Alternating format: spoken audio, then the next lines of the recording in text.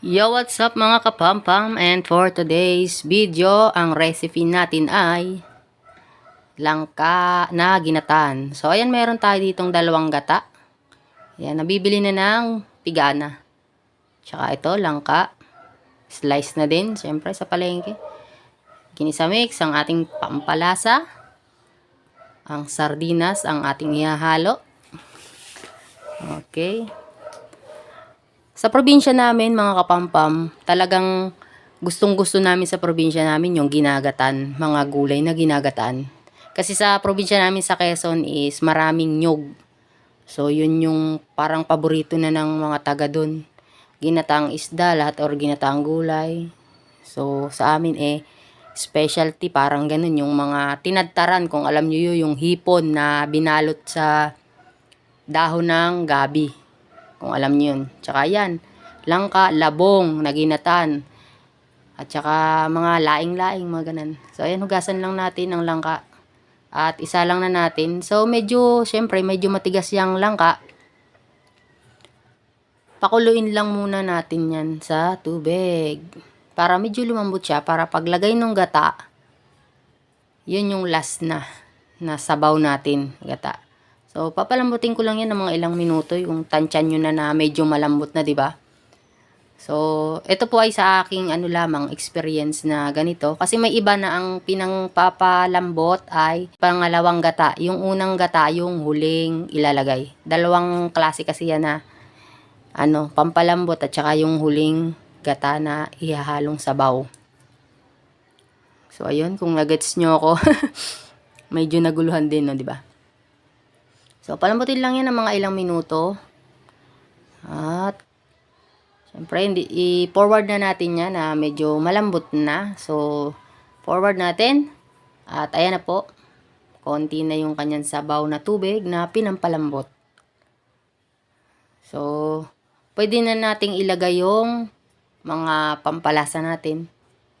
So, nasa inyo po yan kung tubig ang inyong ipapalambot or yung pangalawang gata. Ulit ko po, yung pangalawang gata. So, ayan, nilagyan ko na po ng sibuyas at bawang. Pwede nyo rin po lagyan ng ng luya. Yun. So, naglalagay ako ng luya sa mga ginatan, kaya lang naubusan ako. So, kung ano na meron. Tapos, ayan, pampalasa. Ginisa mix. Ang bidang-bida lagi dito. At ayan naman ay Ligo sardines. So, ayan. Depende po sa inyo kung anong ilalagay nyo. Pwede ring mga hipon or tinapa. Yung isdang smoked fish. So, sa amin po, okay na po yung ganyan. Tapos, lagyan din natin ng kaunting asin.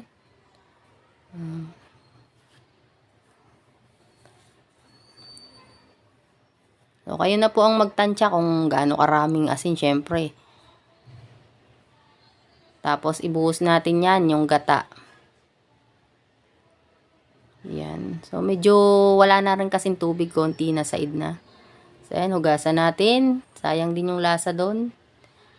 So, sinong gumagawa ng ganyan? Kapag ang halo ay sardinas, tapos ihahalo sa gulay or hugasan ng tubig or ng sabaw na gata. Yan. So, hanggang lumapot lang po yan. Siyempre, tansyahin nyo yung lasa kung okay na sa inyo or pwede pa kayo mag-add kung matabang. Yan. So, hanggang maglapot lang po yung sabaw ng ating ginataang langka. Yan. Masarap din po yung sa susunod na video, gawa tayo ng ginataang labong. So, yun po ay yung baby bamboo. Yung mga pa lang, baby. So, ganun po sa probinsya namin. Yan. Paparami na naman ako nito ng kain.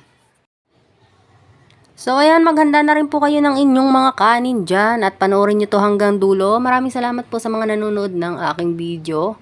And comment kayo kung nasaan kayong lugar para alam ko kung saan na napapanood yung aking video na kahit hindi kagandahan, may nanonood pa rin.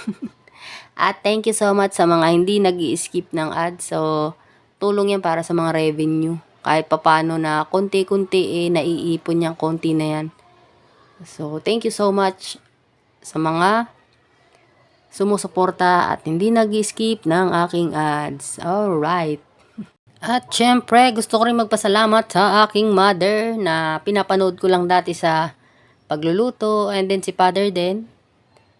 Yan. So, ayan, lumaki ako na marunong magluto kahit papano 'di ba?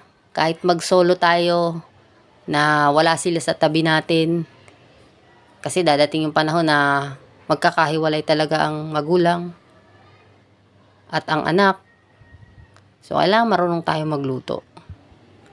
'Di ba? Magkakaroon tayo ng mga sari-sariling pamilya, mga anak, mga kapatid, may kanya-kanyang pamilya. So, kailangan marunong tayo magluto. Kaya hanggat wala ka pang asawa, mag-aral ka ng magluto. Para pag nag-asawa ka na, ikaw na ang magluluto para sa iyong partner, di ba? Para lalo kanyang mahalin kasi marunong kang magluto, masarap kang magluto, masarap kang magmahal. So, sama-sama na yan. Di ba? Para bonggang-bongga. Nabusog na sa pagmamahal, nabusog pa ang tiyan. So, ayan. At panoorin nyo hanggang dulo.